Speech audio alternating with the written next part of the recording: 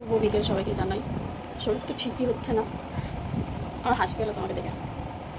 এখন ওই 4:30 বাজে, আমি ঘুমাচ্ছিলাম, হঠাৎ করে 3টার সময় ঘুম হয়ে গেল। তারপর মনে পড়লো যে আমি খাইয়ে নিই, আমি দুপুরবেলা রান্না করেছি কিন্তু আজকে খাইনি, আজকে ছিল রোববার।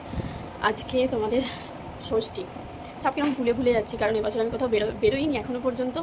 নতুন জামাকাপড় তো আমি ছেড়েই দিলাম, যার জন্য সব কিছু ভুলিয়ে যাচ্ছে। তো যাই হোক, তারপরে উঠে মনে পড়লো যে অনেক কিছুই রান্না করেছি, তার মধ্যে আমি খাবো বলে খিচুড়ি বানিয়েছিলাম নিরামিষ, জাল করে, কেন না ইচ্ছা করছিল খেতে।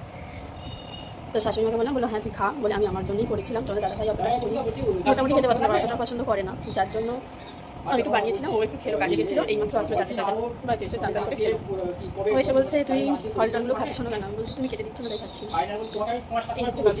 ইচ্ছা করে কিছু কিছু সময় আমাদের, মানে মেয়েদেরও ইচ্ছা করে আমাদেরকেও কেউ কিছু হাতের কাছে দেবে। একটা ফোন আসছিল, যার জন্য আমার ভিডিওটা কেটে গেছিলো, সরি কিছু মনে করো। কেটে দিয়েছে বর, কিন্তু বরকে দেখানো যাবে না, তার জন্যই দেখালাম। ষষ্ঠীতে কে কোথায় যাচ্ছে অবশ্যই আমাকে কমেন্ট বক্সে জানিও। আমি তো জানি না আমি কবে বেরোবো, আদৌ বেরোবো কিনা সেটাও আমি জানি না। চলো এখন পেয়ারাগুলো খেয়ে নি চটপট। আজকে ষষ্ঠীর সন্ধ্যাবেলা আমাকে করছি বলো তো, কিছুই না, বসে বসে চুল মাতলাম, এত চুল উঠে গেল। সবাই হয়তো এতক্ষণে সব ঠাকুর দেখতে বেরিয়ে গেছে, কিন্তু আমি তো কিছুই করতে পারছি না, ভালোই লাগছে না। বসে বসে এখানে আরতি দেখছি, ভিডিও দেখছি। এই যে অলকানন্দ গুহর আমি ভিডিও দেখি, মানে ব্লগ দেখে আমার খুবই ভালো লাগে। কে কে দেখো আমি জানি না, অলকা দিদিভাই তোমার ব্লগ আমার দেখতে খুব ভালো লাগে, যদিও আমি এতটা সেলিব্রিটি না বা কোনো কথাটা আমার চেনেও না খুব একটা।